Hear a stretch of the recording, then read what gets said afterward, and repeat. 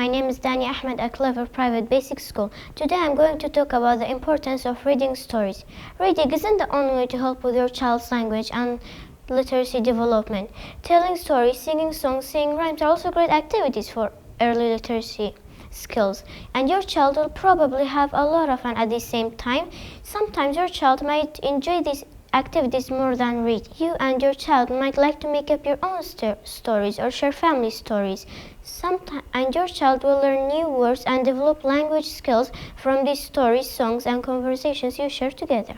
Reading and sharing stories can, number one, help your child get to know sounds, words, and language.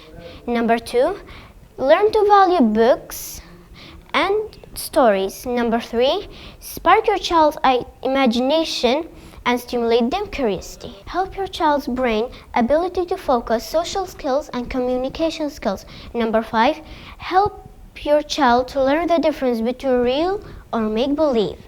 Number six, help your child learn about their world, their cultures, and other cultures.